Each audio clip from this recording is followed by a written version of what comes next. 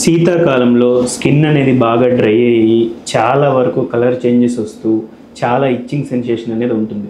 అసలు దీనికి గల కారణాలు ఏంటి? అసలు ఆయుర్వేదిక్లో ఎటువంటి రెమెడీస్ అనేవి హెల్ప్ అవుతాయి? రెగ్యులర్ వేలో నైట్ టైం ఎటువంటి కేర్ తీసుకోవడం వల్ల వీటి నుంచి బయటపడవచ్చు? దాని గురించి మనం తెలుసుకుందాం. నమస్తే, my name is doctor Kishore Kumar. Welcome to the Maitri Ayurveda. నార్మల్గా ఈ శీతాకాలంలో డ్రైనెస్ అనేది స్కిన్లో ఎక్కువగా ఉండడం కామన్. దీనికి గల ప్రధాన కారణము కోల్డ్ విండ్ ఉండడము, ఎక్స్పోజర్ ఆఫ్ సన్లైట్ తక్కువ ఉండడము, ల్యాక్ ఆఫ్ ఫిజికల్ యాక్టివిటీ తక్కువ ఉండడం. దీనివల్ల ఏరియాలో స్లగ్గిష్ నేచర్ అనేది ఫేస్లో ఉంటుంది. సో ఇటువంటి కండిషన్ ఉండేటప్పుడు నార్మల్గా మనం ఎవ్రీడే బిఫోర్ బెడ్ పడుకునే ముందు ఒక మ్యాజికల్ రెమెడీ ఉంటుంది.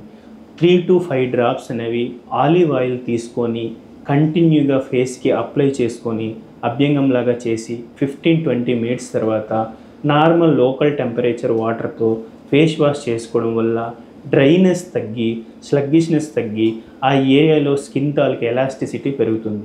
దీంతోపాటు ఎర్లీ మార్నింగ్ బాత్కి వెళ్ళే ముందు 1 కప్పు మిల్క్లో కొద్దిగా టర్మరిక్ వేసుకొని దాన్ని తీసుకొని మెడికేటెడ్ పేస్ట్ లాగా అప్లై చేసుకొని 5-10 మినిట్స్ తర్వాత ప్రాపర్ కోల్డ్ వాటర్తో వాష్ చేసుకుంటే స్కిన్ గ్లో అనేది చాలా వరకు ఇంక్రీజ్ అవుతుంది.